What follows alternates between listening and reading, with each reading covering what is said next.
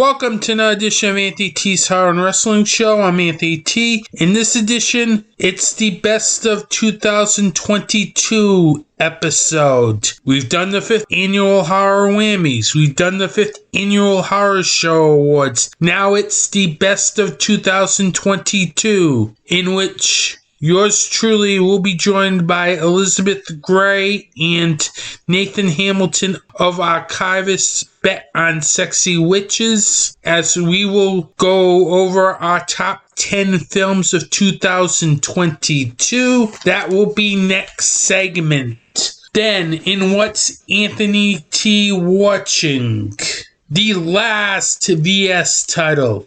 I know we're into February a little bit because it's been a rough month, but I promise you 3 VS title reviews, and this one is a classic horror film, everyone. Think of all the classic horror films VS has released over the past year that you never think they would release, and it's a film I have never seen for the first time.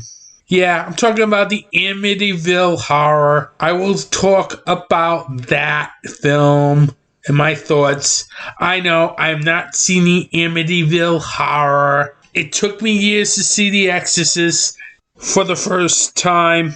It took me years to see The Omen for the first time. Now I am seeing the Amityville Horror for the first time. The original. Not the remake, everyone. That will be at the end of the podcast. But before we get to the best of 2022 list, yours truly has to recap what he chose as his top 10 films of 2021. At number 10, the horror documentary Clapboard Jungle. Number 9, Fear Street 1978. Number 8, Prisoners of the Ghostland. Number 7, Val. Number 6, The Amusement Park. Number 5, St. Maud.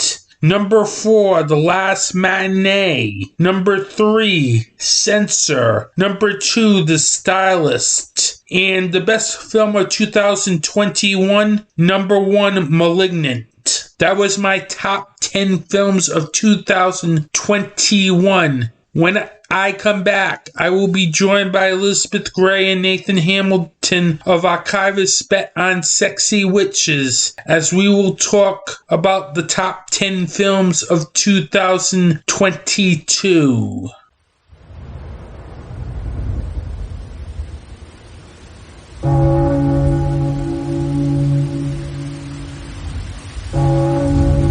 Welcome to Dark Discussions, your place for the discussion of horror film, fiction, and all that's fantastic. A weekly podcast where the discussion is about the most recent horror and genre films. Intelligent talk on a genre that deserves intelligence. A conversation between co-hosts discussing not only the film, but also the connotation that the directors and screenwriters are trying to articulate. When you want more than a review, listen to Dark Discussions. And speaking of perception, there's just one more scene I want to talk about, which is after Caleb discovers that Kyoto's a robot. Kyoto kind of peels off her skin, showing him what's underneath. Now, wait a minute. I know where you're going with this, but tell me you weren't already thinking this 15 minutes earlier in the film. Exactly what he's thinking at that moment. Which is he's a robot, too. Oh, I considered the possibility. Right, and that's what I like, is the fact that the writers were smart enough to know that this is what the audience would be thinking. We've all seen Blade Runner. Right, exactly. www.darkdiscussions.com, wherever podcasts are found.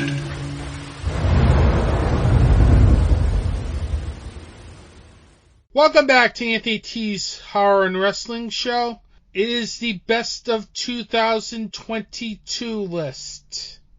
I do it every year on my podcast, where I always bring a fellow podcaster or two to the program to chat about the year that was in horror. This year, I'm bringing on, for the first time to my podcast, Elizabeth Gray from Archivists Bet on Sexy Witches. How you doing today, Elizabeth? Hello. Thank you for being, we've been a long time friend, but thank you this is the first time I've been on your show, so I'm pretty excited. I appreciate it. Yeah, I've always wanted to get you on my podcast, but just haven't had the topic to do it. But this is, I think, the perfect time to do it. I mean, I'm a sucker for 2022, like best of lists. As you know, I do on Facebook. I share everybody's lists and call it Listomania. So I'm, this is my time of year. Now, before we get going with our top 10 lists, I do have a couple of questions. Uh-oh. First question. Worst film of 2022. Worst film of 2022. There's two that come to mind. The one that, and I know you're going to disagree on this because I saw your review. I really disliked The Invitation. I tried to like it. I think it's pretty, and the actors, I can't say anything against them, but I think it kind of fell flat for me. There's also something about like we're going to the World's Fair. That was what my co-host Nathan Hamilton said. I like the whole new internet horror subgenre that's been popping up. Matter of fact, one will make my top 10 when we get there. But that one just fell flat for me. Oh, you're gonna hear how much I like that film. You liked it too? Oh, I'll be talking about that. But I'll save that for later. But I knew that you liked both those films, but I didn't realize how much you liked World's Fair.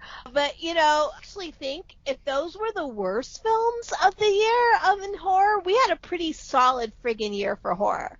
Horror was really good in 2022. Now, I don't know if you'll disagree with mine, but first one is Halloween Ends, which I'm not going to spend any more time talking about on my podcast. I call that a misfire. I didn't hate it, but I think if they put it at the top of the trilogy and not the end and did some little rewriting, it would have worked better, because I think it's really a metaphor and it just doesn't work. I don't think it was the film that a trilogy should complete, if you know what I'm saying. Yeah. They promised us all this great stuff, and then they didn't deliver at all. It just was like, that third act was just atrocious.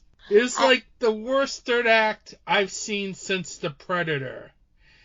When you have a bunch of kill scenes all bunched up at one after another, the film is being rushed. I just didn't. Plus, I got on the Corey Cunningham meme train this year. Had to do that fake trailer of Cunningham.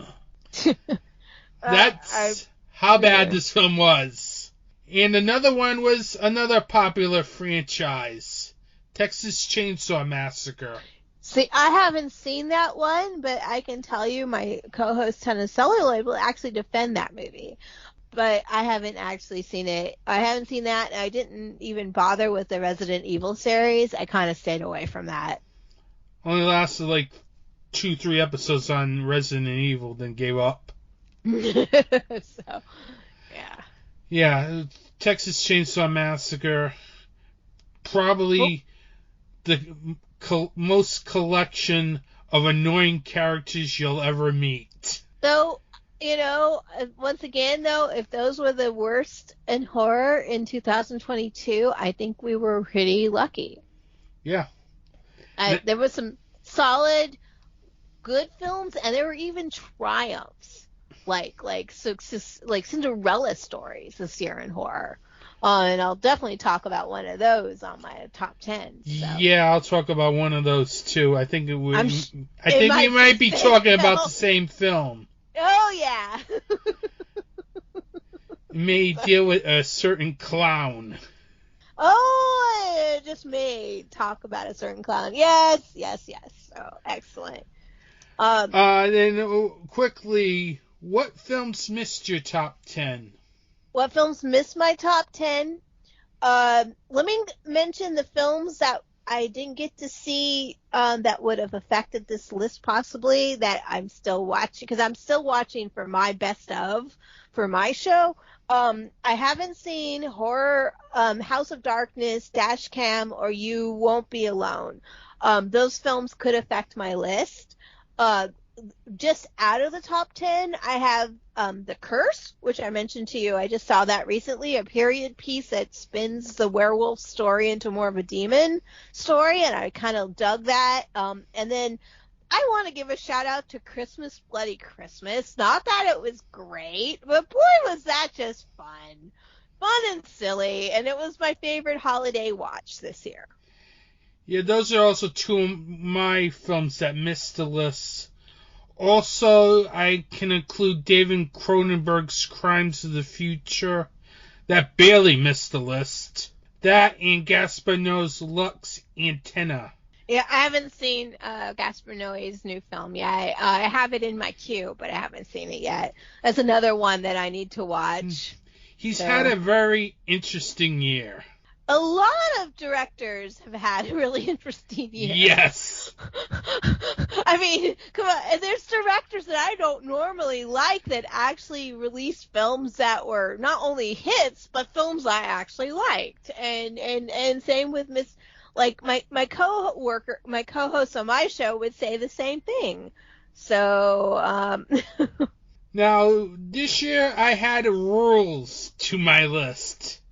So I don't get many superhero films, with the exception of horror-adjacent ones, obviously. Yeah, I would say Doctor Strange also just missed my list. All right, Elizabeth, why don't you start off at number 10? You want me to go ahead and start? All right. Yes. Number 10 for me is the movie Hatching. There was a really strong contingent of female-based horror this year, and especially about first of all, there was some reason about white dudes attacking chicks. That was a huge theme this year we could go into. But the one that I liked, Hatching, because there was this whole subgenre of about motherhood recently, and how and this movie reflects kind of like what I'm going through right now. My daughter is turning she's no longer my daughter. She is now non-binary. She came out of the closet. They are 13.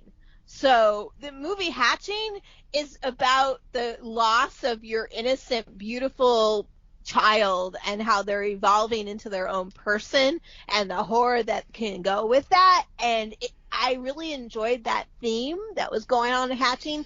It also has a lot of gore, and the monster creature effects are unusual. Like, it's not a monster you would normally see in a movie. And I really enjoyed the crap out of that movie, and I thought the ending was really strong, which a lot of horror films I love are great films. Like, I can come to Sinister is a good example, but it doesn't stick the landing. Horror films don't always stick the landing. This movie kind of stuck the landing, and I really appreciated that. My number 10 is a Marvel film. Now, there was a lot of Marvel this year. I have not seen the Black Panther film yet, but neither have I.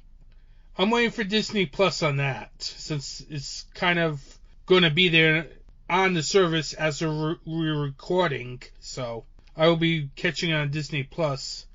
But the best thing I saw out of Marvel, out of everything, was a film that had no business being very good, considering it was announced a month in advance. Werewolf by Night. One of the things I really liked about this film was this felt like an old school film. Like in the vein of the Universal monsters with the look of the film. I also liked the fact that they used the red color for the stone that really added something to it. The performances in that film were very good.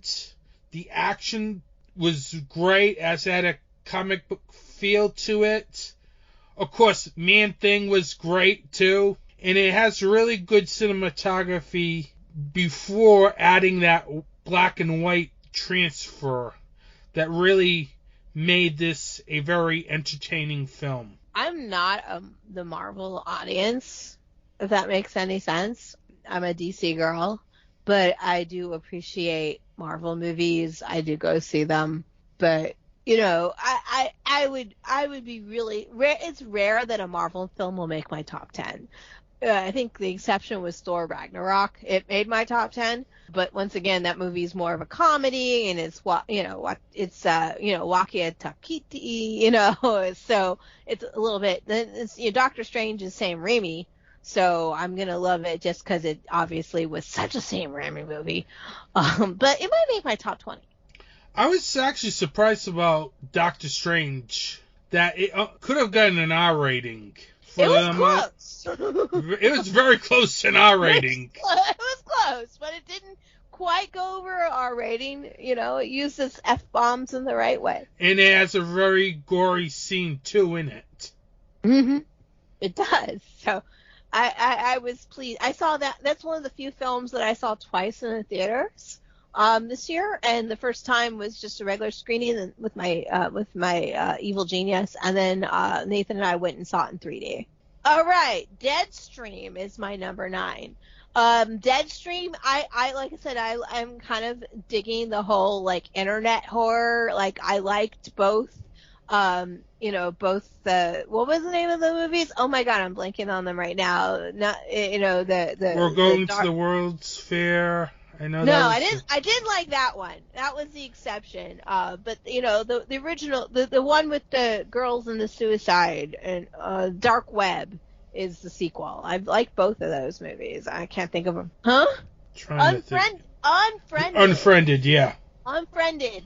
And I've actually produced a movie called Live Screamers 2, which comes out in 2023, which is a sequel to Live Screamers, which is a fake YouTube live streaming feed of a video game. So I really like that, and I thought Deadstream was one of those films out there right now, and as a found footage film, it was fun. It played on the haunted house tropes really well. It had a little bit of body horror for good measure in there, and the acting was good, and I was really surprised how much I enjoyed Deadstream. Yeah, that was a good film. Should have had some really good films this year. Yeah, I mean, really, that subgenre, I think, is coming into its own, and I really, I can't wait to see what more people do with it, and I'm really excited to see what my own film's going to look like when it's finished, so. Okay, I'm going to move to my number 9. Number 9. It was a film that fell under the radar when it hit theaters this year. It's more of a psychological thriller. You could say probably borderline horror since it's psychological and everything. Fall. I saw Fall. Now, this film to me felt like a film called Open Water, which...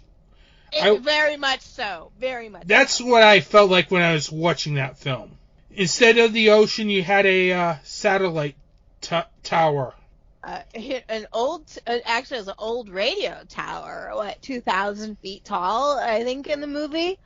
Either way, I actually did not make my top 10, but it actually might make my top 20. I have a little bit of claustrophobia. Not afraid of small spaces. I used to be a caver. It's not being able to go anywhere. And when you're on a tower like that, there's nowhere to go. Right, so that freaked me out. Yeah, the film had a great screenplay, especially that third act where I was shocked. The spoilers where spoiler alert, where the guy actually steals her truck is one of the funniest moments in a movie in 2022. Yeah, but at least the third act has a very good twist. I'll go into more spoilers. You were buying this relationship between these two friends, and the acting was very good. And you get this shocking twist that one of them is dead. It's like, what the? I said, what the bleep? Yeah, your brain, though, supposedly when you're in a situation like that, your brain does do things like that. It tricks you into thinking it's a coping mechanism. So, like, I was thinking about that Jason Frank movie where he gets his arm caught based on the real guy, and they had to, cut it off and everything. He talks about the guy that the movie was based on says that all those hallucinations really do happen when you're stuck in a situation like that. It has very good performances from Grace Caroline Curry from the Shazam films, and Virginia Garner from David Gordon Green's Halloween. As I think both of those actresses did a great job keeping you interested in the material and the way they approached their performances. Because this film is mostly a two-person film. And for a film to succeed like that, you need the performances to be great. Oh, and likable. And likable. Yeah, because horror films, you can have a great performance and the character might not be likable. The film also has a solid supporting performance from Jeffrey Dean Morgan as well. Fall is my number 9 film. Excellent. I like I said, didn't make my top 10, but I totally validate that you have that on your top 10 because it was fun. So it was like one of the last films I watched of the year. 8 is a sentimental favorite. Not only did I think it was a really fun movie and good, it also was one of my favorite film geeks. Was the director? Her name is Rebecca McKendry. And this would be Glorious with Ryan Coadle and J.K. Simmons. And, I think it's the example of how a COVID movie can work because it takes place mostly in a bathroom in a park. And on one stall, you have Ryan Coadle playing a human, and J.K. Simmons is doing the voice work of an elder god on the other side. And I won't go into it more because there's a lot of plots and twists, but Glorious was fun. It was absolutely good. The voice work, not having a main character be a presence in the film physically is a risk, and J.K. Simmons' voice work totally counteracts that. The plot is fun, the twist is fun, the color schemes are fun, and shout out to Rebecca McKendry for making a hit film. It was also written by a friend of mine, Joshua Hall, who was on my show this year. Now, Glorious is great. If you give Jake Hall. I'm sorry, not Joshua Hall. I apologize, Jake. Okay, go ahead. If J.K. Simmons is in your film and you have a very good script, chances are it's going to be a very good film. Because J.K. Simmons can do anything. Yep. Even in a bad film, he can stand out. He really took the ball and elevated this film from what could have been a really low budget film to actually a contender for my top 10 this year. So much fun. Mr. Anthony, go ahead and read your 7 and go ahead and I just found out if I move, we can have a guest come in. Okay. So hold on just a moment. I'll go into my number 8 film. Yep, please. And it's a film that you mentioned already. That's one of your worst films of the year. We're all going to the World's Fair. Another film that features 2 people for the entire time. Well, that part's not so bad. I just love the direction in this film, as this film really felt like a David Cronenberg-ish type of film. It was something that you probably would have seen him done early in his career. It has a really good lead performance. I like how the screenplay really focuses on the main character and all the psychological aspects that makes the horror aspects work very well, as this character is so obsessed and is descending into madness, all because of the internet. It really was a very interesting character study type of film. It's definitely worth checking out. Okay, so we're at number 7. Number 7. Okay, I actually ended up flipping these two. And I couldn't, honestly, I have to put 2 films. I have a tie at number 7. That's because I saw these films kind of back to back, so I almost kind of equate them as together. And they would be Smile and Barbarian. Smile, was very surprised. There's a lot of like controversy with Smile. Some people really like it, some people don't. As a person who really likes stories about mental illness, I actually thought it was pretty darn good. And Barbarian was. It's funny because it had my favorite trailer of the year, because the trailer gave absolutely nothing away. And I really appreciated that. And I actually thought the film was so well acted and so well executed. Both those films were not like amazing, but they were solid horror films, and I think we're going to be talking about them for years. Smile, I liked. I did. Smile, but I had one problem with it. I felt it was too long. I thought it could have been trimmed down a little bit. It just got boring at times.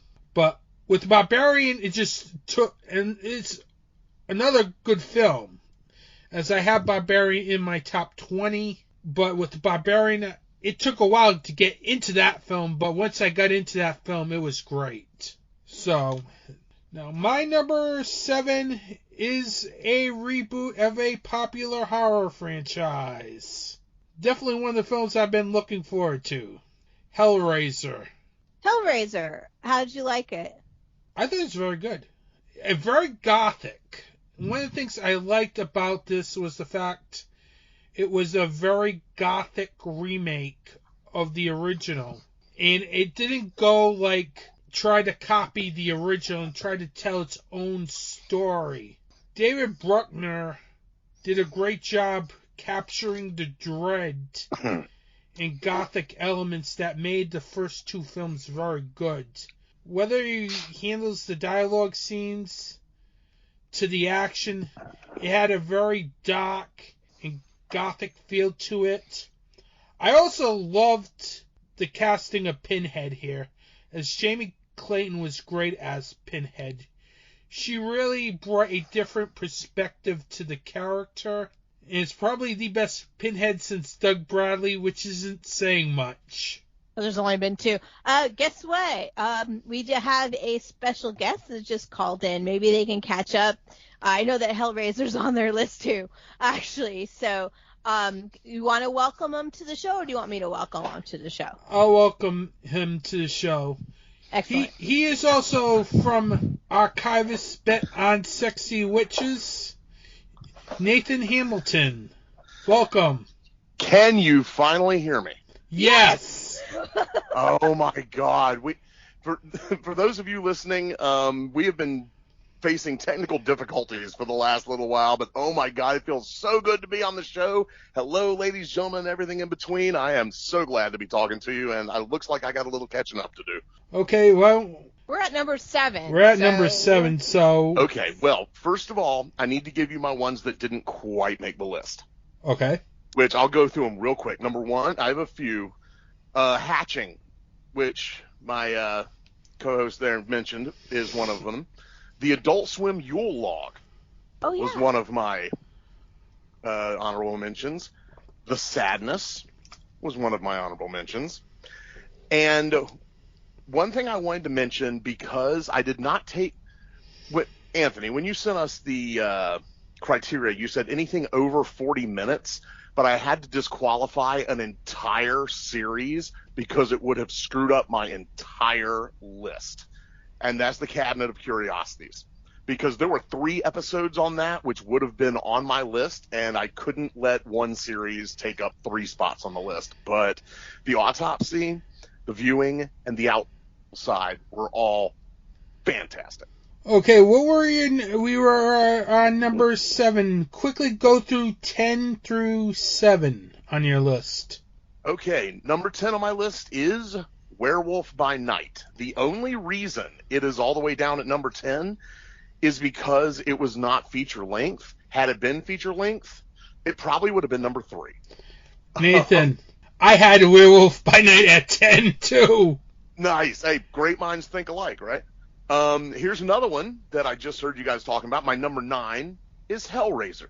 I thought that the new Cenobite designs were very interesting, but what I thought the best thing about that movie was what they added to the lore of the actual puzzle box.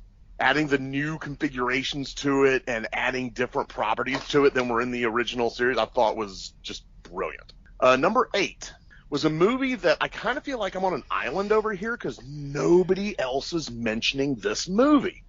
And it's a movie called Who Invited Them?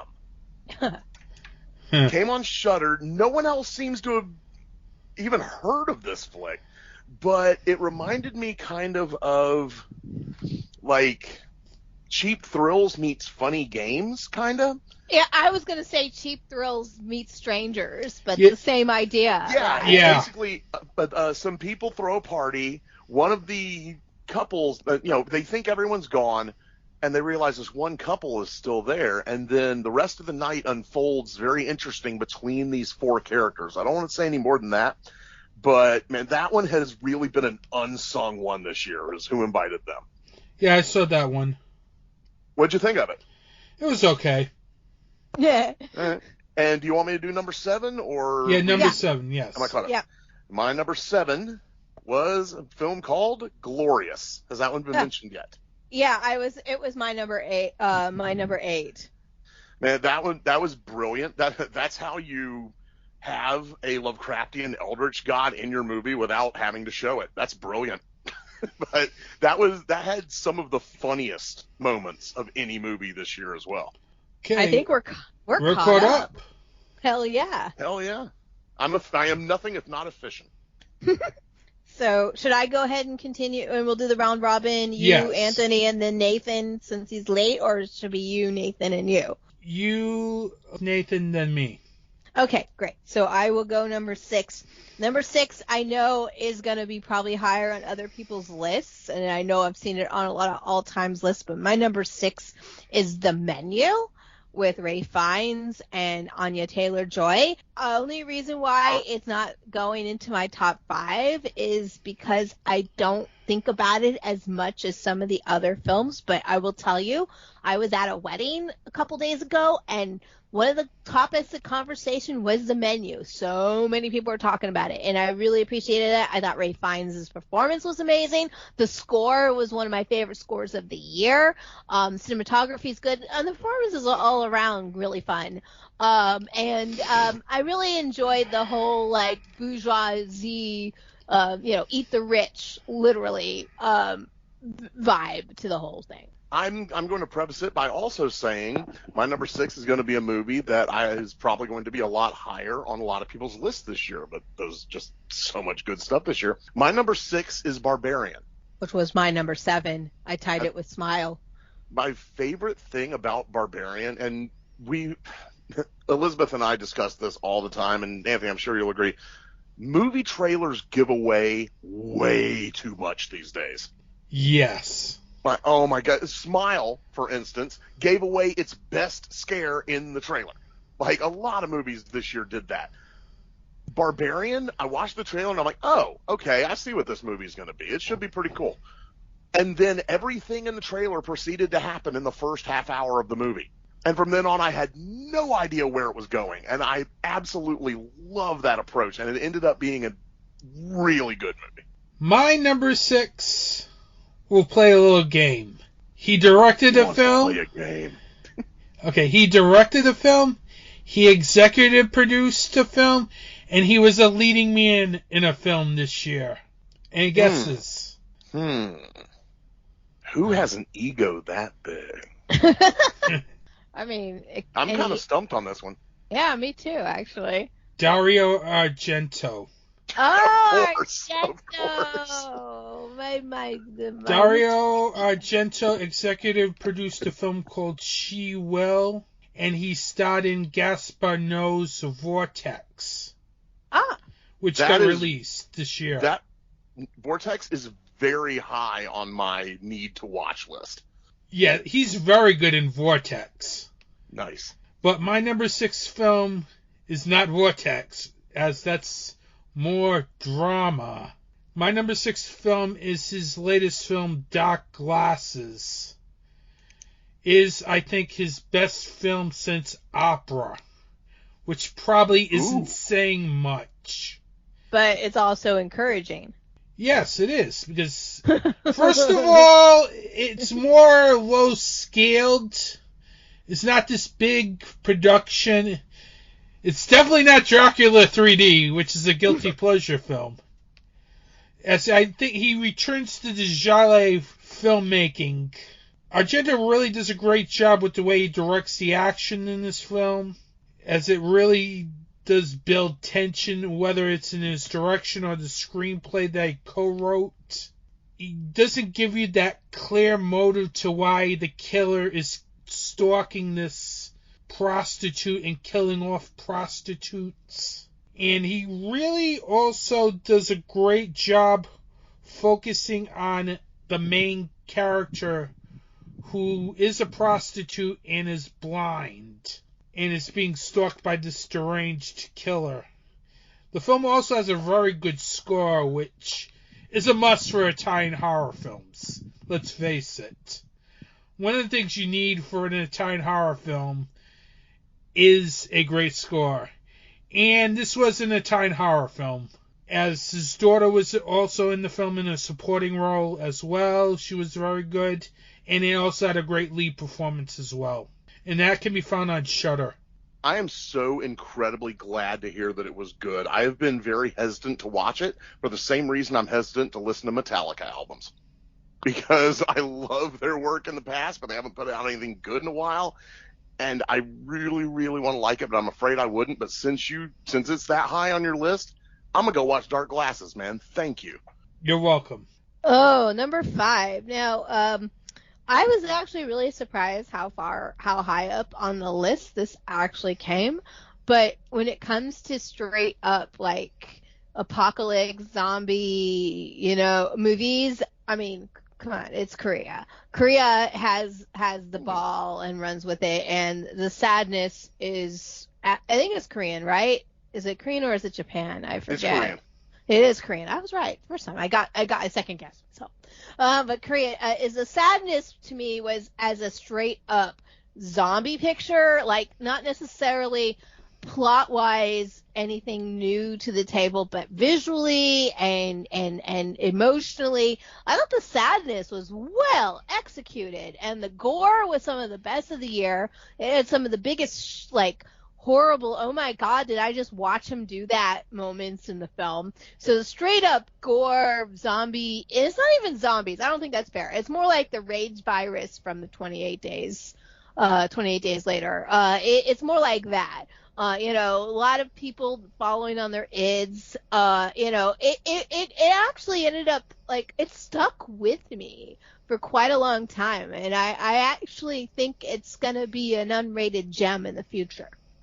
I just want to mention one thing about the sadness, which I loved as well. It was one of my honorable mentions. If anyone out there is familiar with a comic book called Crossed that was written by Garth Ennis, this, obviously you can't go that far in any movie because for reasons, but it reminded me a lot of the feeling of that. So if you dug that, you'll dig the sadness.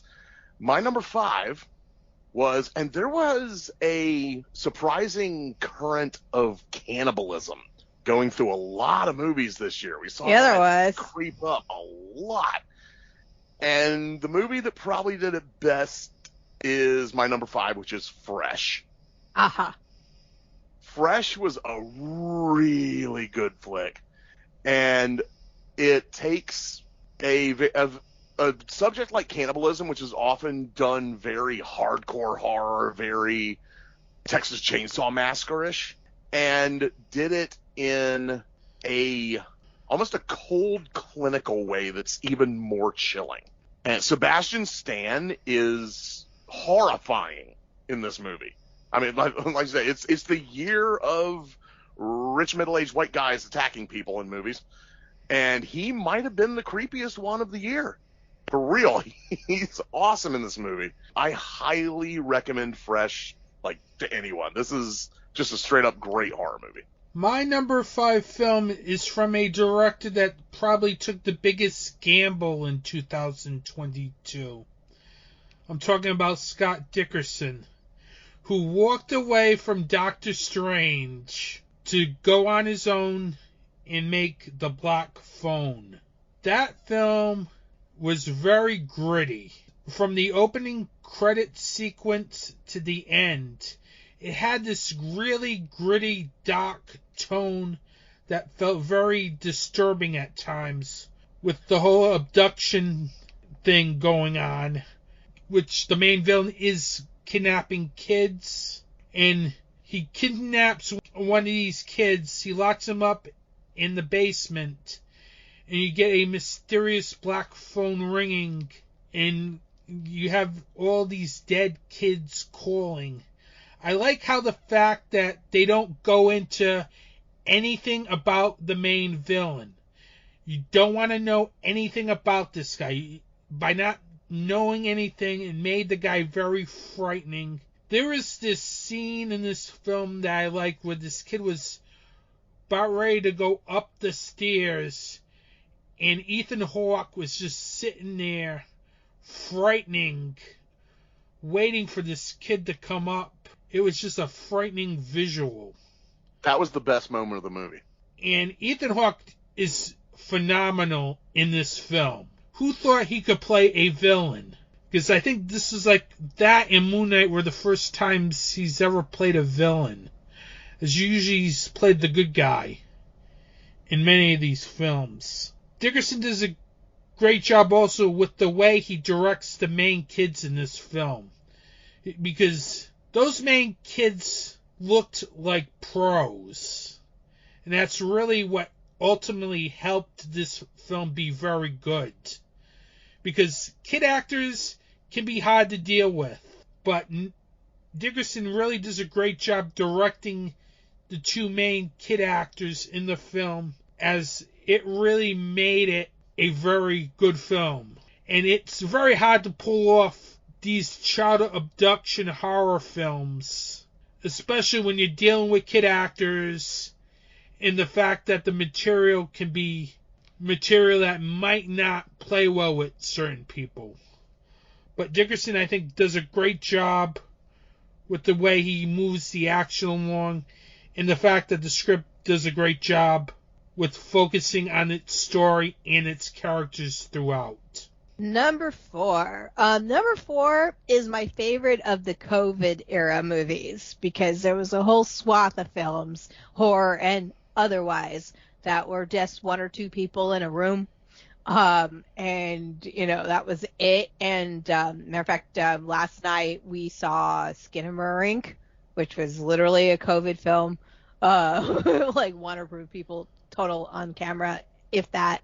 But in 2022, one of my favorite, it is also my biggest surprise of the year, was a little movie called Hellbender by the group called the family, called the Addams Family. Oh, I've heard of them.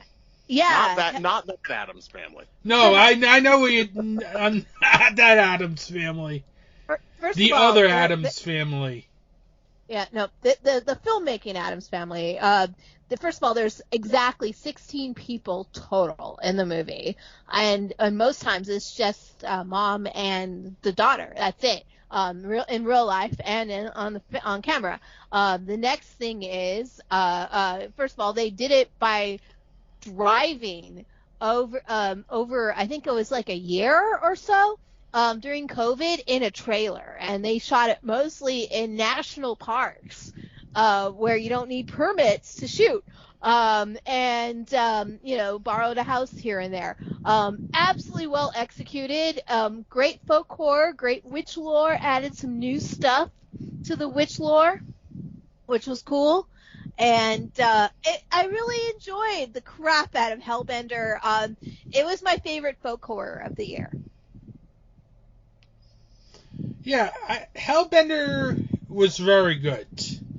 And for a time, that was on my list of the top 10 until everything just exploded, because it's just such great content this year that it really got lost in the shuffle. They've also done another good film called The Deeper You Dig. I'm really surprised how well Hellbender came out, like, I think in February of last year or so, and I was really surprised how it clung on to me all the way to the end. A lot of Shudder films we're mentioning. Mm-hmm. Well, I have a Shudder account. I love Shudder. Me I too. will defend Shudder to the death. Dude, they actually, let's see, Glorious was a Shudder original. Yep. Who Invited Them I believe was a Shudder original. Like, a lot of my top 10, I watched on Shudder. Deadstream was. Dark Glasses. Mm-hmm. Dark Glasses was. Yeah, no, I guess. So the real winner of the top 10 this year is Shudder. Oh my God, my number 1 is Shudder. But we'll get there. A word about Hellbender. I thought it was good, but Hellbender is like a few independent films that I've seen a lot. I love the story about how it was made more than I love the actual movie, which that tends to happen every now and then. But number 4, I'm not going to spend a lot of time on because you guys have mentioned it before, but it had one of the best ensemble casts I've seen in forever, and I'm a big fan of trapping an ensemble cast in one location and just letting it play out. And this one did that to perfection, and that was The Menu. I'll move on to my number 4. Now, this is a film that I really, at the beginning of the year, had no interest in wanting to see, because the last film in this series let me down so much that I vowed I never watch another film in this series again. But then Comic-Con came, and it got a standing ovation. So it got my interest again, and I decided to watch it. I'm talking about Prey. Prey. Okay. The Predator sequel. It's just amazing how this franchise, after the last film, looked like it was dead. Then Prey comes along and really gives this franchise a shot in the arm, because literally this is probably the best sequel of all the Predator films. Director Dan Trachtenberg does a really good job with the way he directs this film. If you don't know him, he directed the film 10 Cloverfield Lane back in 2016. Which was excellent. It's amazing he doesn't get much work, because he's a very talented director. And he proved it again in Prey. He makes this probably one of the most brutal Predator films to date. Brutal kill scenes. He does a great job focusing on his main character and the struggles that she goes through in trying to go through a rite of passage. And also features a very good performance by Amber Midthunder, considering this film had like 2 versions. One in English and I believe one native. It was Comanche. Yes, it was Comanche. And this was a Hulu film too, like Hellraiser. It's just amazing. Yes. Hulu really put out some good horror this year. And they're not known for good horror. Yeah, but they also put out We're All Going to the World's Fair. No, that was Utopia. Oh. Actually, Utopia put that out. It did get a home release before. One of the interesting things about a Comanche, the storyline, is Comanches are very patriarchal in their their tribal ways, and so that the storyline, I called it the Disney Princess of horror films, because it's the young ingenue girl coming up to fight the evil wickedness, right? But that she had to prove herself in that environment was actually even 3 times as difficult because they were Comanches. Okay, let's move on to number 3. Number 3. I know this is going to come up on both your lists. I was really surprised how high this rated on my list on so many levels, but partly it's on this high on my list because it was my peeps making a movie. Justin Fillion, Elliot Filmium of Punk Little Punk People, Steve Barton of Fangoria, who came on my show as a producer, and all around, just old school, slasher gore, best gore of the year, by far, Terrifier 2. And you guys, I mean, I don't even have to say more. Also, that it was shot in a actual, like, haunted walkthrough also makes me happy. But, guys, I'm going to throw it to you, because obviously you both have it in your top 3. So what do you love about Terrifier? I'll get to that later. Okay. I'll get to that after Nathan. Okay, so I guess we'll hold on to that. But Terrifier 2, also I want to say best synth score of the year. So. Oh God, that opening number is my favorite song from any movie this year at all. Excellent. So Nathan, go ahead and do your number 3, because I know Terrifier 2 is going to be in your 1 or 2. Okay, I have to take a drink before I do number 3. So but since I know you're both wrestling fans, I'm going to take this drink. I'm going to date the podcast, which I know is a cardinal sin, but here's to Jay Briscoe. Jay Briscoe. Jay Briscoe. I'm still reeling from that.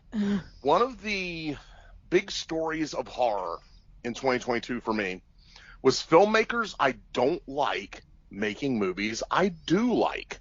Like, that was shocking to me. Like, I do not like, and I'm going to get hate for this, I know, I don't like Jordan Peele's movies in general. I didn't like Get Out, I didn't like Us. Nope was awesome. That was one of my honorable mentions. Anthony, am I allowed to curse on this podcast? No. Okay, then I will not. But I have a very hate relationship with Ty West. Yeah, I don't like Ty West. It gets personal. It is personal in the case of Ty West. But I'm kind of going to cheat here because I'm kind of using 2 movies together. But my number 3 is X. X was fantastic. Like, X, Ty West finally made a movie I really dug. And I'm kind of counting Pearl in the same thing. I don't think Pearl was as good. Pearl was a good movie that was elevated to really good by a great performance by Mia Goth. But X was just all around a great movie. The shot composition in this movie is outstanding. The pacing, the script, the performances, everything. But what got me was the writing. It's so smart, and it's so good. And first of all, it's a Ty West movie, and things actually happen in it, which is impressive. But this movie, I looked at, once I watched it, I sat in the theater, and I'm going to give away a little too much of myself here. I watched this a couple days after my 42nd birthday, and I was feeling super old. And I watched this movie, and from the outside, it looks like a regular slasher movie, but it is about the fear of losing your youth. And I was watching it, and I was shocked by how maturely that theme was utilized throughout it, and the way it was dealt with, and the metaphors that used it. And so I looked it up, and Ty West was 40 years old when he directed this movie. So we just watched Ty West's midlife crisis on screen, and it was super effective. X is an incredible movie, and I may be jumping the gun here a little bit, but I can't wait for Maxine. I can't wait for Maxine neither, but I'll talk more about it later. As my number 3 is Terrifier 2. Ty! Excellent. This was better than Halloween Ends. Let's face it. If going into this year, I would have told you Terrifier 2 would be way better than Halloween Ends, I would be kidding myself. Because I was expecting Halloween Ends to go with a bang and not with a whimper. But Terrifier 2 just really picks up from the first film in terms of tone. It's just intense throughout. I thought the film had a better story than the first one as well. The fact that I think Damien Leone really does a good job with the screenplay, and the fact that he delivers probably an iconic final girl to go along with his iconic horror villain really makes this franchise interesting. if Lauren LaVeya comes back for a third film, because right there you got your Jason Voorhees and your final girl in the Terrifier franchise. That was literally lacking in Terrifier, where it was like Art the Clown and two leads. But anyway, the gore scenes are just great. The skinning alive scene is probably by far the most glorious scene since the hacksaw scene. It just goes over the top with the kill scenes and the fact that it's just unrelenting terror from start to finish. And this film was 138 minutes, everyone. I know, right? Usually if you go over 2 hours, there's a slow period. This film never let up for that 138 minutes. It just goes to the credit of Damien Leone and the two main actors, David Howard Thornton and Lauren LaVeya, as both of them really worked well with each other to make that 2 hours and 18 minutes go by fast. It also, it's also the Cinderella story of the year, because it was made on $250,000, most of that crowdsourced, and it ends up on the same weekend that Black Adam opened, which underperformed, was number 2 that weekend, and eventually made $11 million in the theaters. Absolutely incredible. Yeah, I was shocked because I really thought, I knew they wanted to go theatrical with Terrifier 2. I thought they were just going way too ahead of themselves. Oh, it's not going to work. It's too extreme for a normal audience. But I was shocked when it just kept playing week after week after week in theaters. Literally. My favorite moment of the year that happened in a movie theater was when the head honchos over there and I went to see Terrifier 2, and there was a group of teenagers standing in the lobby who were obviously way too young to actually purchase movies to an R-rated, much less unrated movie, plotting to buy tickets to Black Adam and sneak into Terrifier 2. Like, I'm watching that, and I'm like, this is me when I was a kid. Like, this is beautiful. These are the kind of things that don't happen anymore. This is old school, and that was my favorite moment of any moment that happened in a movie theater last year. There are going to be kids out there between 9 and 18 that this will be their Nightmare on Elm Street. This will be their Jason Voorhees, Art the Clown. I mean, this is one of those films that's going to endure, whether we like it or not, in all its glorious gruesomeness. I mean, it's. I am so glad this movie came out when it did. Yeah. Another thing is, it also helped relaunch what seemed to be a dead horror streaming service in the way of Screambox, too. Because Absolutely. You can see the film on Screambox. I had never heard I'm a hardcore horror fan, and I didn't even know Screambox was a thing until this movie came out. So this movie single-handedly brought Screambox to a lot of people's attention. Oh, I've heard about it for a while. Back then, it was just a bunch of B-movies. Then I think Bloody Disgusting and its subsidiary brought it and revamped it. And now you're seeing original films from them. I think they're also I think they have the upcoming Life with Chucky documentary that's going to end up on their streaming service, along with other films coming out. So keep your eye on Screambox in 2023. Most definitely. You can get Screambox for an annual subscription of less than $30. I mean, come on, like, just get it. That's worth it. That's a bargain. It is, and they're actually putting out good content for the first time in its history. It has to be better than what Tubi's releasing, even though I love Tubi. Oh, we've seen some good stuff on Tubi. this year. Yeah, but their films, they released, like, I mean, I didn't even give them worst of the year because they're just bad, like Shark Side of the Moon. I mean, that was just. Oh, come on. Nutcracker Massacre. Oh, you know.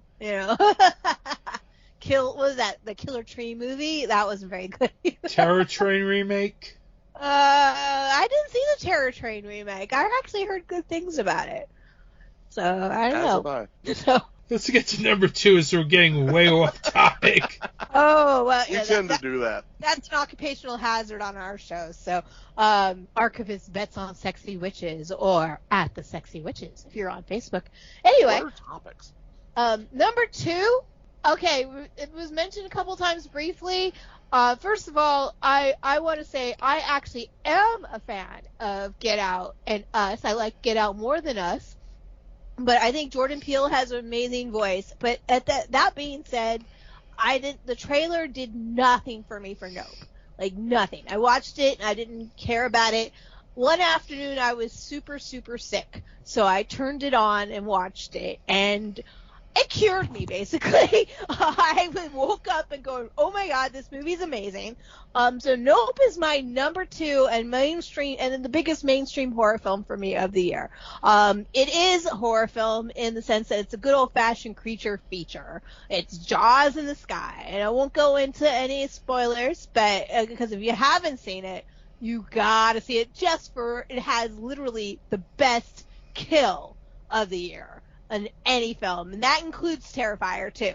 Like, the kill in Nope was so surprising, and the way they execute that whole sequence is just, it sends goosebumps. I ended up watching the movie on 2.5 times in a row to really get what it was doing. And it has statements on social media, it has statements on celebrity culture, on filmmakers, and their own self-relenting self-destruction, which I thought was actually a really cool take in a horror film, right?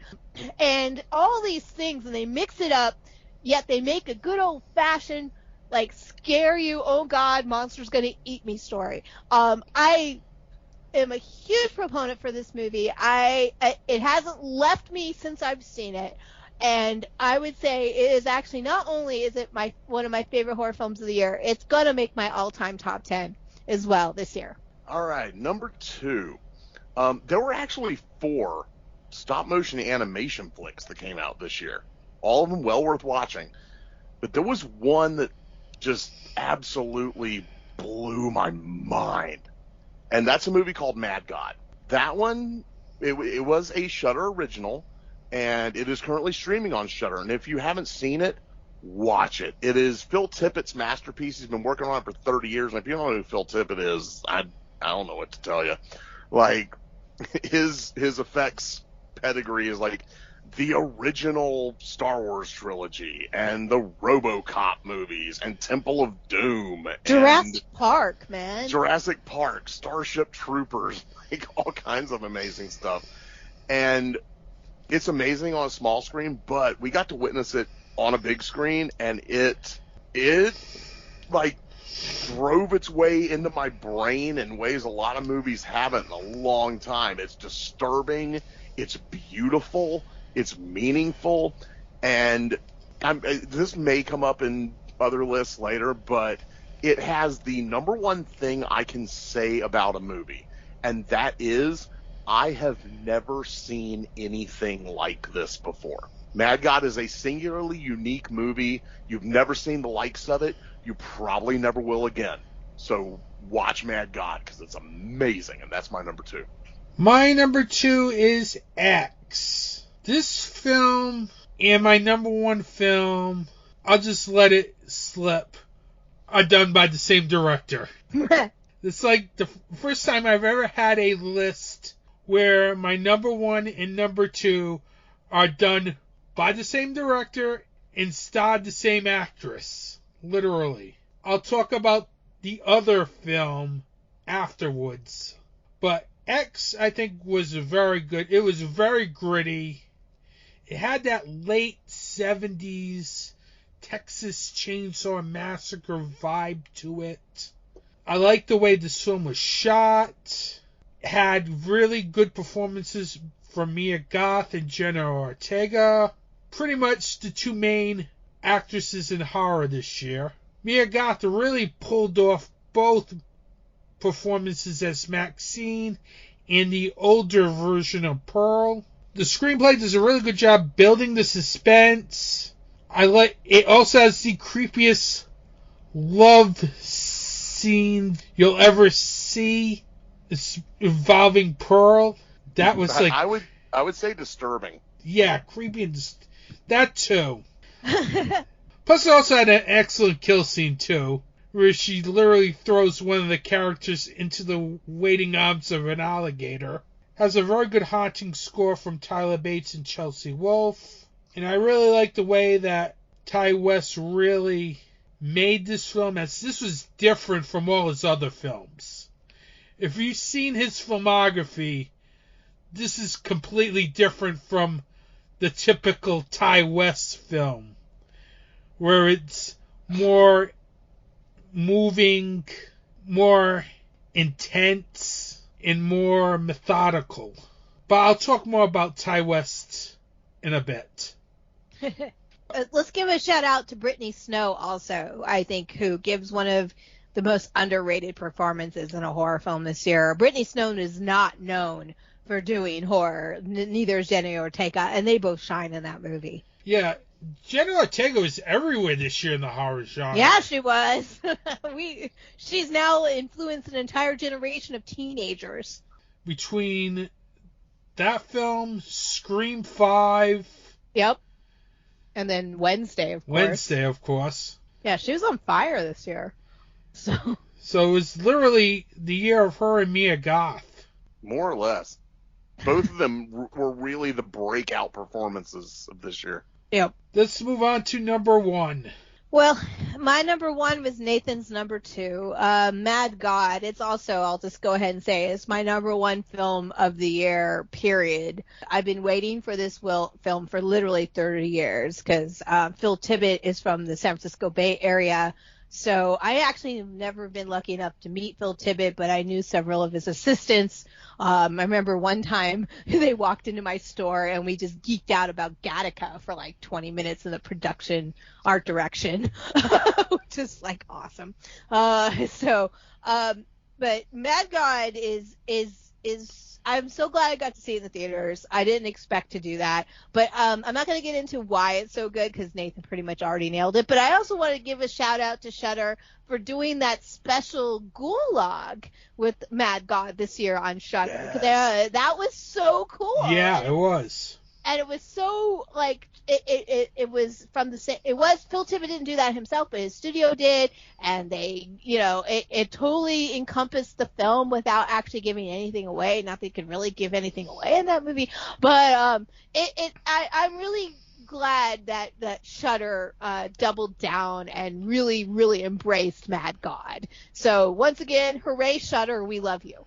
All right, all the way back in 2013, when the Son of Celluloid blog was at its height, I reviewed a movie called All Hallows Eve. And in that review, I said that there was a character in the wraparound in that anthology that had the most ability to carry a franchise of any character created since the Firefly family.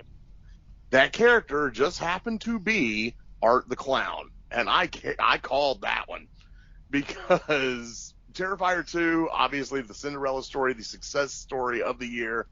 It was a throwback to a time where movies now, a lot of the times, horror movies are trying to distance themselves from the label of horror and say we're above that, or they're kind of wink, wink, nudge, nudging and saying, yeah, we're kind of below that.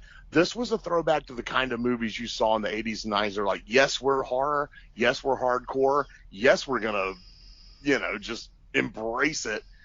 And just in summation, since just about everything about it's been said, I love the fact that I live in an era in cinema history where a gory as hell, almost 2.5 hour long slasher flick can be the surprise success story of the year. It makes me so happy that movie did so well, and I loved every minute of watching it. So my number one horror movie of the year is Terrifier 2. Yeah, it was amazing that it did so well. For a 2.5-hour film, that would scare a lot of people. And it did scare a lot of people. My number one film, like I said, when I gave my number 2 film, it was a Ty West film. It's Pearl. This is the film where I felt, out of all the horror films released this year, it had everything down pat in filmmaking. This film first had great cinematography. I love the way this film looks, with this Technicolor look, as it really stands out a lot. And really completely makes it different from X, where in X it's more grittier. This one felt like a demented Wizard of Oz, a demented Sound of Music. Now, the screenplay written by Ty West and Mia Goth does a great job with the way it focuses on the psychology of the main character, her troubled relationship with her mother, and the obsession of becoming a star, which also seemed to draw parallels to Maxine and X. I liked how the dramatic scenes also had tension to them, as it really kept me glued. As there's not a lot of killing going on in this film, as I think it might have a smaller body count than X. But what really makes this film great was Mia Goth. She really gives the performance of the year. She makes this character very charming, very demented, very psychotic. She also delivers a great 10-minute monologue scene, which could go on forever, and you'd still enjoy the scene. It's just she really dug into this character. You don't see that work in horror films. Can I say something about Mia Goth right quick? Yes. If you took only the closing shot of Pearl, not giving it no spoilers, if you only took the closing shot of Pearl and she wasn't in anything else, that would be the performance of the year. I agree. True, yeah. And also was the subject of memes, too, this holiday season. Yep. So, if you don't... So, that's a clue to the last shot of the film. It was a meme. Art the Clown was a meme. I mean, a lot of the films in our top 10s ended up being memes this year. Corey Cunningham was a meme. Yep. Ty West is just amazing as a director. I have to admit. He doesn't do this slash 'em up, gory gore fests. But he's literally done, I think, 4 great films in his career. The House on the Devil, The Sacrament, X, and Pearl. And it's just the way he directs Pearl, it just makes it great. He makes sure there's chemistry there. That dance audition scene was just great. The way he directed that monologue scene along with Mia Goth's performance really made that scene special. And also, I think the last scene of the film really was just priceless. I don't know why Ty West is not mentioned as a master of horror, because he's done 4 great films. I know not many people have seen all 4 of those films, but they should try to check them out if they can. And that wraps up the top 10 of 2022. Now, before we end this, what film are each of you looking forward to in 2023? Well, I know that both myself and Nathan are looking forward to February 24th, which is Cocaine Bear. We're looking forward to that a lot. There's a film I'm really looking forward to called The Last Voyage of the Demeter, which is about the second chapter in Dracula, where he's being transported to England by the boat, which was always my favorite part of the story in the original book, and they finally made a feature of that sequence, and I'm looking forward to that. Evil Dead Rise, that's my most anticipated film of the year. I haven't met an Evil Dead movie I haven't liked yet, and I will always support Bruce Campbell in all his endeavors, whether he's in front of the camera or behind it. Anything else you want to add, Nathan? Renfield looks like such a train wreck that I can't wait to see it. Infinity Pool, Brandon Cronenberg's new movie, looks great. That Mia Goth stars in that along with Alexander Skarsgård, and as we know, she just absolutely is killing it right now. But I actually want to call somebody out right now, and Anthony, if you tag him in this episode, I will be very happy. Back around New Year's, I saw a post on Facebook by a man by the name of Scott Shermer. I know Scott. Yeah, I know him too. Who directed Found and Harvest Lake and Blank Face and The Bad Man, a lot of good stuff. And he said, and I think he deleted it shortly after, if I'm not mistaken, this said his New Year's resolution was to direct a new movie. If that's true, that is my number one most anticipated film of the year. So, Scott, it's on you, dude. I was actually thinking about that the other day, seeing what he's been up to, because I haven't seen anything from him in a while. Mm-hmm.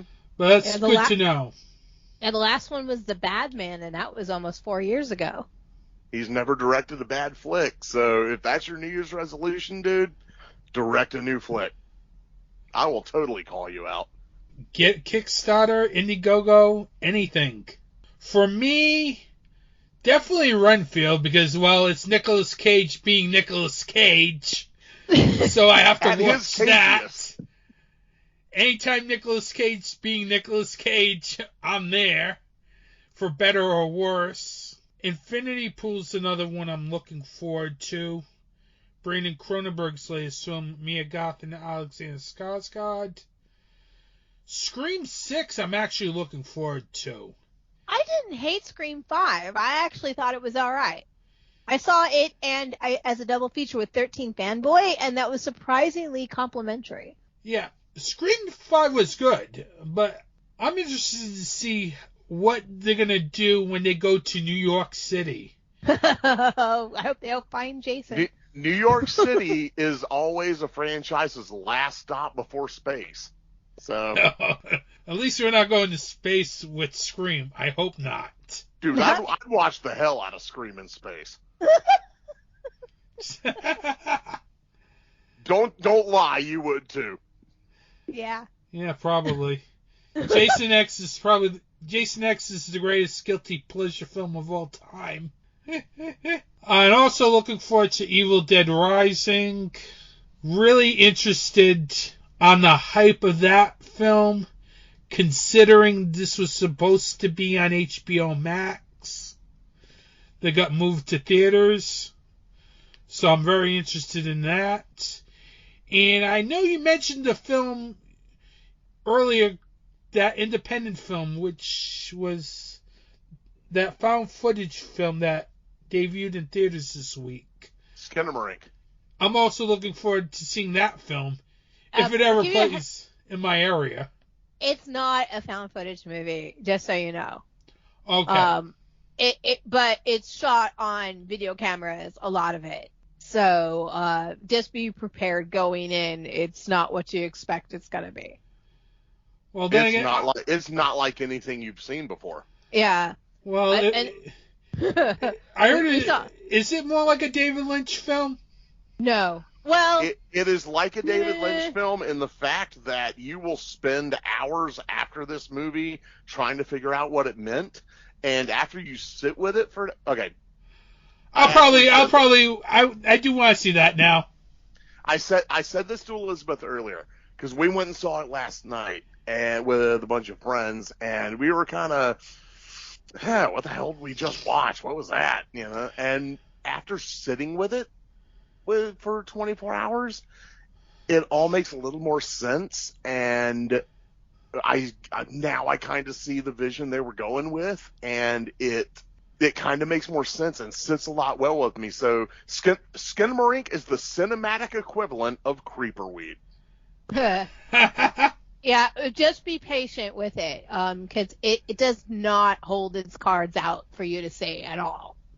So I don't know how I'm gonna feel about Skinamarink down the road, but it definitely was just that it got a theatrical release is kind of amazing. And the fact that it really did well in its opening weekend too. It did. That's Wow. another film, like I said with Terrifier 2, that I love that I live at a time in cinematic history where that got a cinematic release at AMC. Not at art house theaters, but at an AMC. Like, the fact that could get released that widely means good things for the future of cinema in general. Not just horror cinema, but cinema in general. It's tough to get one of those films in my area, but fingers crossed. I know it's supposed to come to Shudder at some point, too. I wonder if that's going to get canceled. I don't think so, because it definitely is it had the big Shudder banner as it opened, so I have a feeling it'll be on Shudder sooner than later. Yeah, but I wonder if they'll push it back now, considering it made almost $1 million. Yeah. I say it, man. Push it back as far as I can go, because if enough people buy tickets to that movie, that means we're going to see more really weird horror flicks in theaters, and that's good for everyone. They did it, I think, with Terrifier 2, pushed it all the way back to Halloween on Screambox. So, I wouldn't be surprised if that gets pushed back. Keep America strong. Watch a horror movie. Yes. Absolutely. And then, of course, we also got to mention that M. Night Shyamalan Ling Long has a movie coming out, too. Knock at the Cabin, which is the first trailer of his that I've actually been interested in a while.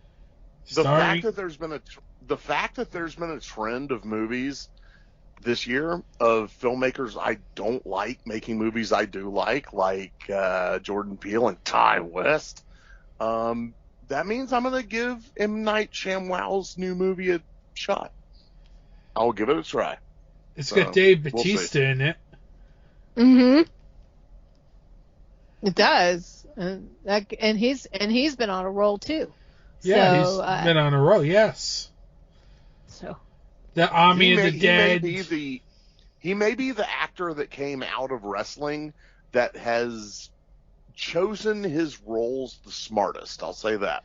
Yes, I agree. Because with Dave Bautista, at least he's trying to do serious work. The Rock's just doing action flick after action flick. Well, if someone throws $12 million at you for one movie, are you going to say no? Probably not. Yeah, exactly. I mean, The Rock's on a Disney contract. That's Disney money, so, he doesn't matter what his movies are good or not. He's rolling. So. Mm-hmm. Did you hear how much he got for Black Adam? No. It doesn't matter how much he got for Black Adam. Oh, okay. Okay. Sorry, I had to steal a Rock catchphrase there. Go for it. It didn't work, but okay. Okay, let's start wrapping up. Let's go for it.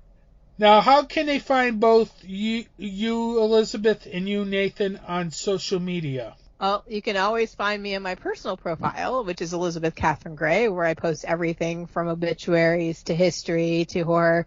On the line, I am Archivists Bets on Sexy Witches, which Nathan is a co-host on, though he's got plenty of other podcasts he can talk about that he works with in a few moments. If you're looking on Facebook for that, or on Twitter, it's at the Sexy Witches. We also have a few groups online, the FB Film Geek Horror, which is a general horror group, the Rogues of Tossage Station, which is a science fiction group, and the most popular Halloween horror movie Marathon Madness, aka The Madness, which is going on its 16th season. And we do have a theme for next year's horror movie contest, but I'm not going to tell you that until April or May. Nathan? You can't find me. No. I haven't been as active on social media lately, but if you look up Caught Dead Watching, that is one of my podcasts, which is currently on hiatus, that is soon to be resurrected. Or you can look me up at Sell Your Soul, which is another one of my podcasts. That is not a horror movie podcast. That is where we review classic soul music. That is soon to be resurrected. Other than that, friend me on Facebook. Why not? You'll see the once every couple of weeks I post. Well, I want to thank you, Elizabeth and Nathan, for coming on to my podcast. Oh, thank you for having me on. It was a pleasure, man. Absolutely. We've known each other for so long, and so I'm so always willing to support my friends, and thank you so much for having me on again, and I hope we do this more often. Yeah, we'll have to have both of you back on again at some point. Well, have a good day. Sounds like a plan to me, dude. Same here. Have a good day. All right. Support indie horror. Yep. Keep America strong. Hi, I'm Anthony T. And I'm Director Andrew Duran, and we are the Two from Hell. And we're putting Rated R back into podcasting. Every month we will be dropping an episode on the Dark Discussions Network. We'll be chatting about some of our favorite films, news, reviews, and maybe interviews. You can find Two from Hell on Apple Podcasts, Google Podcasts, Spotify, and other podcast providers. And don't forget to like us on Facebook and Instagram at Two from Hell Podcast. Trust me, you're seriously not going to want to miss the show. You'll find Anthony T's horror and wrestling show on these social media platforms. On Facebook, Instagram, and the Slasher app at Anthony T's Horror and Wrestling, and on Twitter at Anthony T's Horror. You'll find new episodes on DarkDiscussions.com, major podcast providers, and YouTube.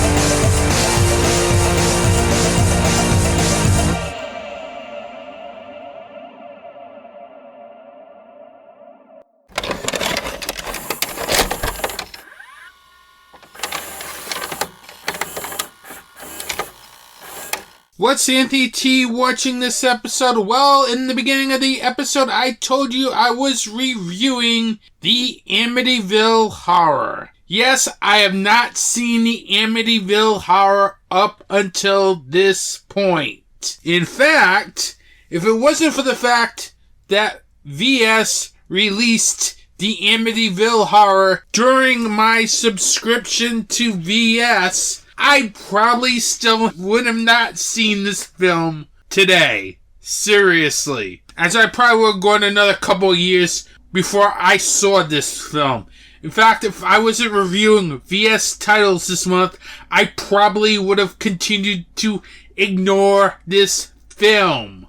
Because it's one of those films that really, well, it's a film that I'll check out whenever I want. Because this also happened with The Omen.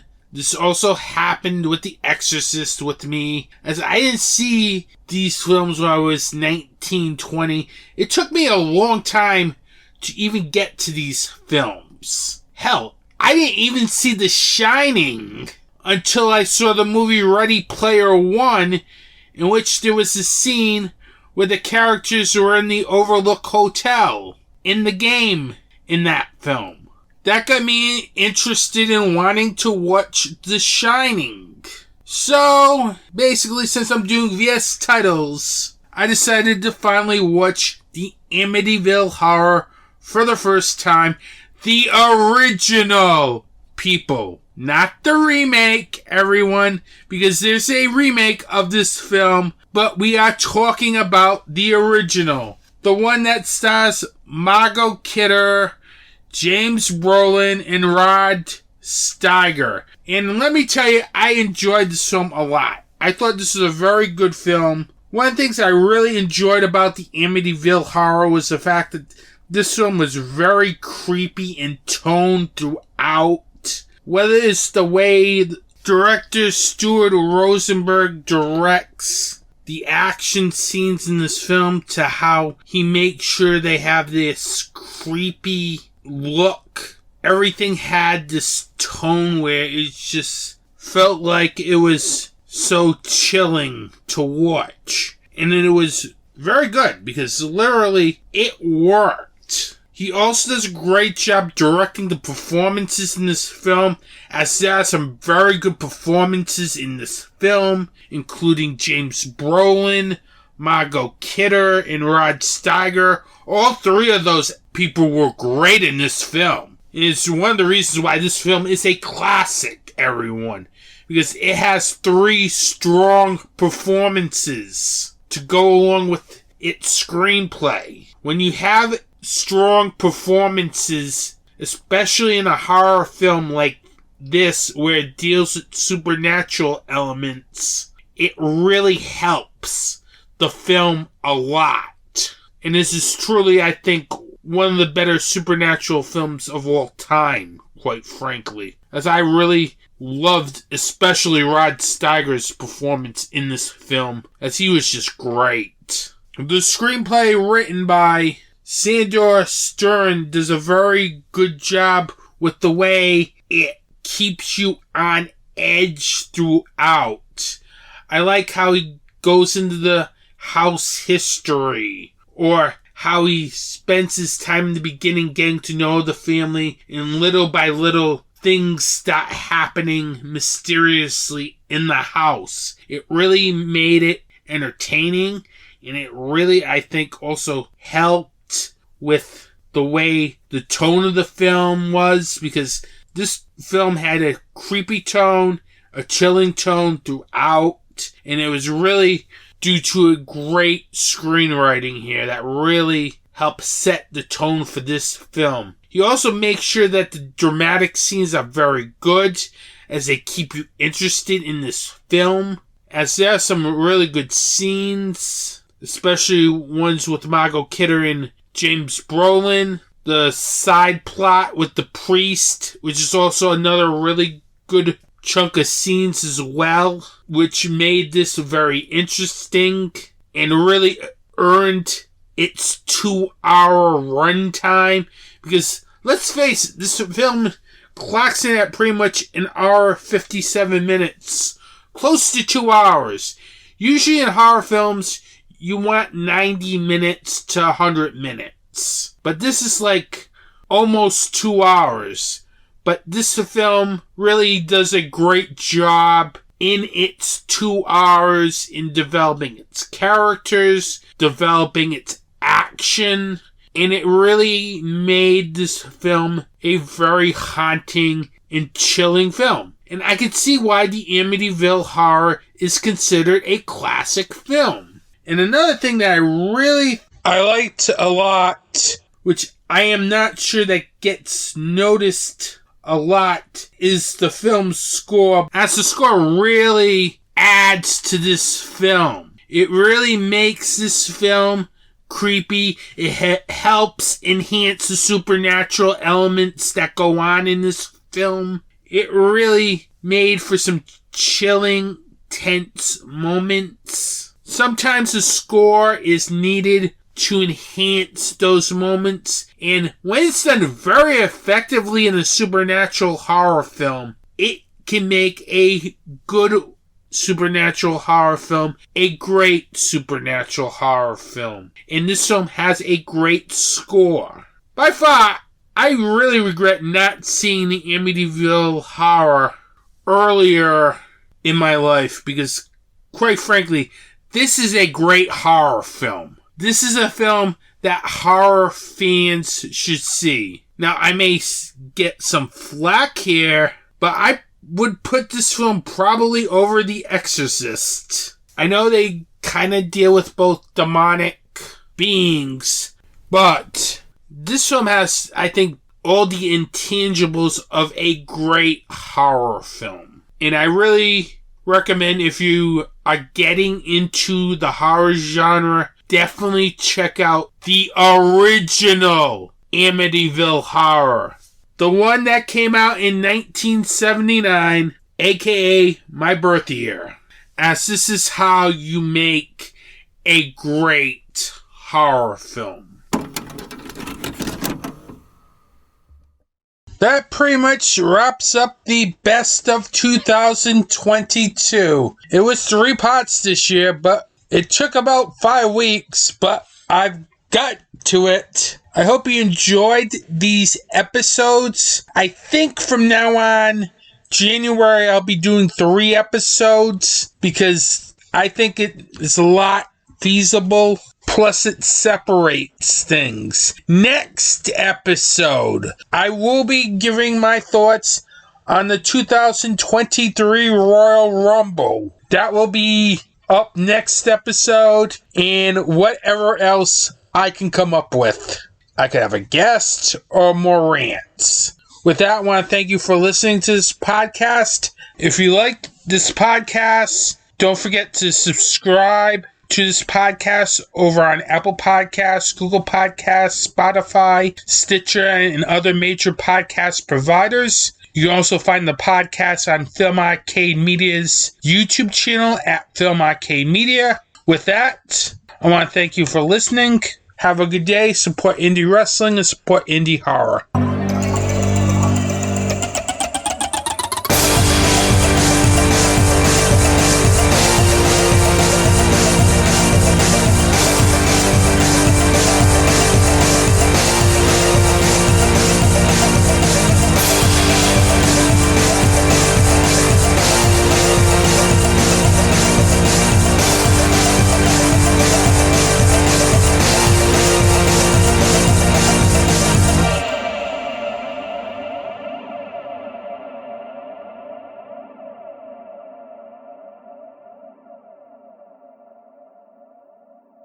This has been a Film Arcade Media production.